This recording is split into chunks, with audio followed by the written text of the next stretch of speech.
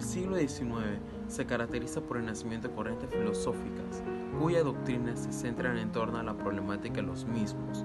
Estas son el materialismo dialéctico, el positivismo, el utilitarismo y el historicismo. Hegel fue un filósofo del idealismo alemán, el último de su modernidad, también considerado como la conciencia moderna. La filosofía de Hegel afirma de que todo lo que es real es racional, y todo lo que es racional es... El idealismo clásico alemán es una época marcada por la Revolución Francesa, y así como en Francia e Inglaterra, la revolución tuvo un marcado aspecto político y económico. En Alemania se desarrolló más en el orden del pensamiento. Esta se acepta más de la teoría kantiana. Esta por la distinción que hay entre el entendimiento y la razón, suponiendo que esta última es necesaria para el conocimiento de la totalidad, y eso se convierte para los idealistas en el criterio de la verdad. El entendimiento solo puede conocer en lo finito y lo particular. Auguste Comte. ¿Quién era él? Auguste Comte Montpellier nació en París en 1798 y murió en 1857. Pensador francés y fundador del positivismo y la sociología. Con la publicación de su curso La filosofía positiva de 1830 a 1842, Auguste Comte apadrinó un nuevo movimiento cultural, el cual sería considerado iniciador y máximo representante, llamado el positivismo.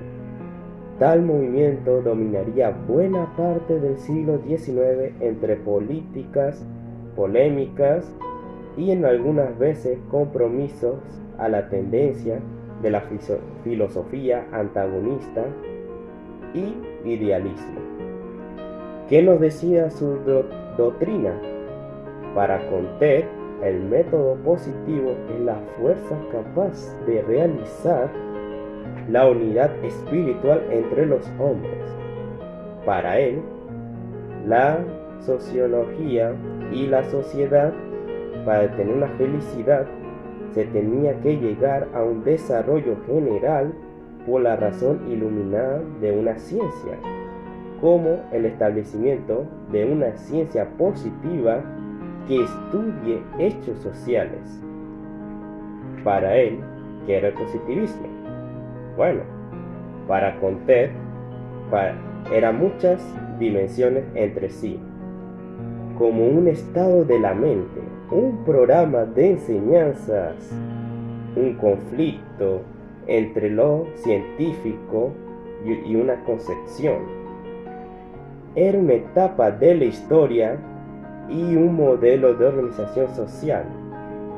Todo esto influido para dar lugar y entender nuestro mundo actual. El positivismo como ciencia. El positivismo afirma que el conocimiento proviene de lo observable, el objetivo. Desde esta perspectiva, los fenómenos son factibles de medición y conteo. Por lo tanto, pueden ser investigados y contribuir a la ciencia, las llamadas ciencias duras. Estas son las matemáticas, la física, química, etc. ¿Quién fue Karl Marx?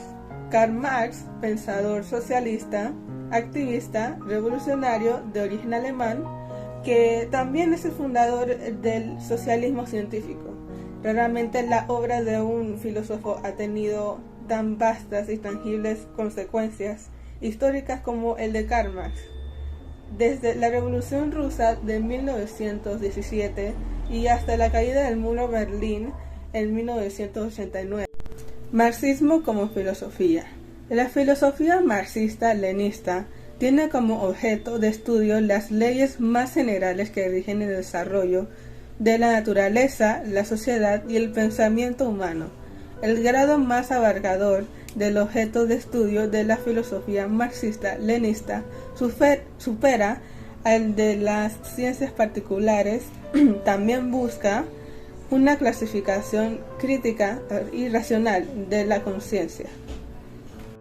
El marxismo es una perspectiva teórica y un método de análisis y síntesis socioeconómico de la realidad y la historia, que considera las relaciones de clase y el conflicto social utilizando una interpretación materialista del desarrollo histórico y adopta una visión dialéctica de la transformación social y análisis crítico del capitalismo, compuesto principalmente por el pensamiento desarrollado en la obra del filósofo, sociólogo, economista y periodista revolucionario alemán Karl Marx, quien contribuyó en la sociología, la economía, el derecho y la historia. El marxismo ha pretendido desarrollar una ciencia social unificada para la comprensión de las sociedades divididas en clases y la fundamentación de una visión revolucionaria del cambio social que ha inspirado innumerables movimientos sociales y políticos en el mundo a través de la historia moderna. Presenta tres dimensiones identificables: una dimensión económico-sociológica, una dimensión política y una dimensión crítico-filosófica. Algunos rasgos de este sistema son: el fin del sistema de desigualdad de clases sociales para que exista una única clase de grupo social, la abolición de la propiedad privada en pos de la propiedad pública, el salario de un trabajador debe ser determinado por los beneficios que es capaz de generar, el valor de una mercancía lo determina la cantidad de trabajo que fue necesario para su producción. La creación de una única clase social administradora capaz de satisfacer las necesidades del pueblo y la centralización de la economía y de los medios de producción para lograr una estandarización de los precios desde el Estado. Friedrich Nietzsche fue un filósofo, poeta, músico y filólogo alemán cuya obra ha ejercido una profunda influencia en el pensamiento mundial contemporáneo y en la cultura occidental. Nietzsche escribió sobre temas tan diversos como el arte, la filología, la música, la historia, la religión, la ciencia o la tragedia. Hizo una crítica de la cultura, la religión y la filosofía occidental mediante la genealogía de los conceptos que las integran, basada en el análisis de las actitudes morales hacia la vida.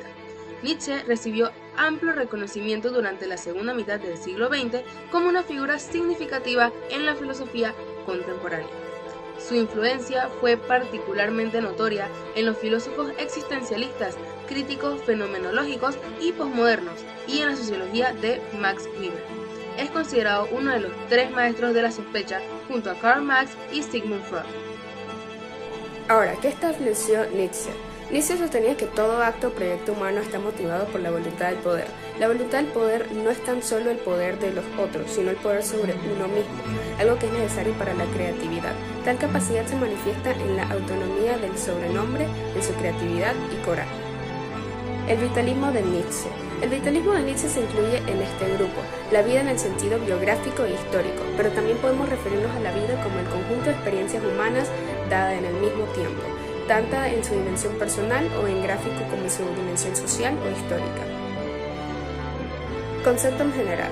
El término vitalismo también agrupa diversas doctrinas de pensamiento, tanto científicas como filosóficas, según las cuales la vida no puede ser reducida a factores físicos, mecánicos o químicos. El existencialismo. Entre los principales exponentes del existencialismo encontramos a Sartre, Simone de Beauvoir y Heidegger. Todos ellos consideraban que el punto de partida del ejercicio filosófico se debía de ser del individuo y de sus experiencias subjetivas del mundo.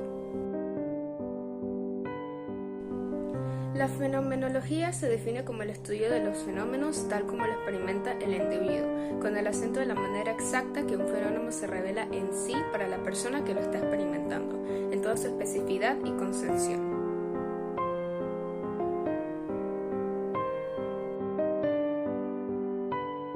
La axiología se encarga de estudiar los valores, su naturaleza, los juicios que desarrollan a partir de ellos, etc.